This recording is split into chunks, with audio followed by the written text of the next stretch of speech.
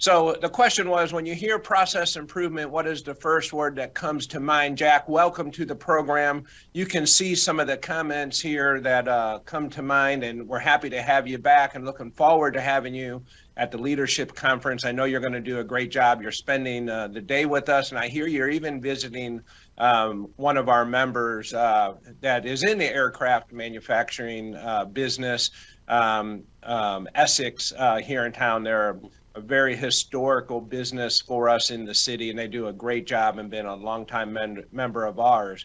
But Jack, when you see these comments, anything that comes to mind? Efficiency seems to be the big consistent one single word comment.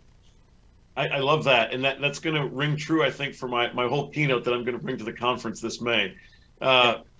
One of the things that I love focusing on in the debrief with the hundreds of organizations and corporations that I've trained for the past 14 years is seeing that they see that it brings a true bit of transparency and buy-in from all the employees. And I think that it allows us to have some empathy for each other when we start admitting our mistakes as we go down this road with Top Gun's process of continual improvement.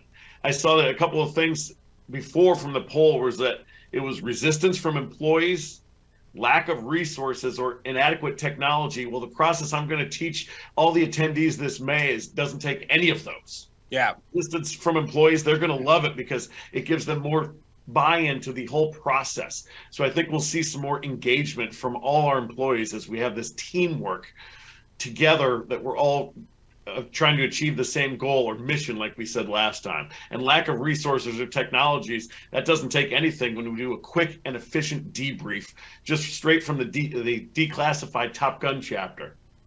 I think that I agree with you. I haven't been involved with lots of continuous improvement programs in the past, whether they've been formal or informal in the workplace. It's usually not a resource issue. If we say resource in the form of, we got to take time, put it away, put it to the side to solve problems, that's the resource that we're talking about. It's not necessarily funding resources always. And one of my favorite comments is from Henry Ford, his quote, that most people spend more time and energy going around problems than trying to solve them. I happen to align my way of thinking with that quote very easily, because we see it all the time where we just keep doing the same thing or we're trying to go around it, but we're actually making it worse by not just trying to solve the problem. So when you hear a quote like that, where does your mind start to formulate for you as it relates to problem solving?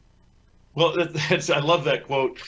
But my mind immediately goes to, of all the corporations and associations that I've spoken with or coached for the past 14 years, is a lot of them didn't have any sort of debrief because they didn't want to allocate that resource, like you said, the time to what's already happened. They were immediately focused on what's next.